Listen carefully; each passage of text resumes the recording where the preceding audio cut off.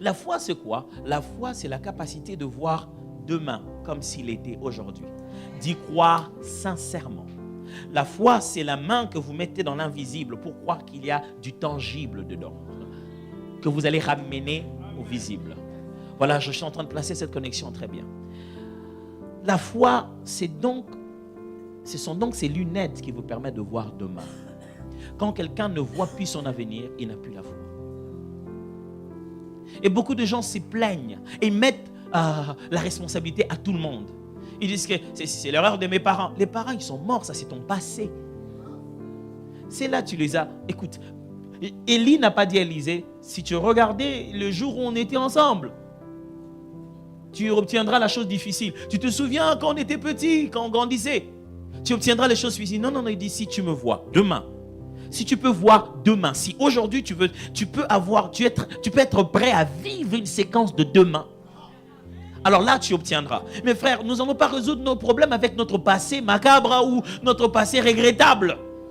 Ce qui est passé. Est-ce que vous savez que le mot passé, c'est le radical par lequel le mot Pâques a été fait? L'ange de l'Éternel passait outre les maisons. Mais quand il passait, c'était pour leur dire que le temps de l'esclavage est passé. Après ce passage, ils ne sont plus jamais restés esclaves. Il voulait leur dire, en passant, tout ce qu'il y avait de l'Égypte devient du passé. Mes frères et sœurs, si vous voulez croire en Dieu, et si vous voulez voir Dieu, vous devez regarder l'avenir, pas derrière. C'est devant là-bas, c'est là-bas que Dieu nous attend. C'est là-bas. Et très peu de gens ont une vision de la vie. J'ai une question à vous poser. Dans 20 ans, vous serez où?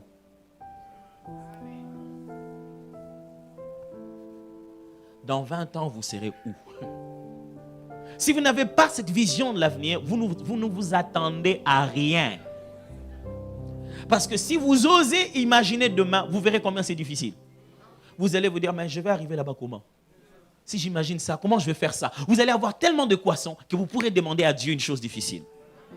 Ah oui, je vous assure. Vous pourrez alors demander à Dieu une chose difficile. Je devais avoir 14 ans.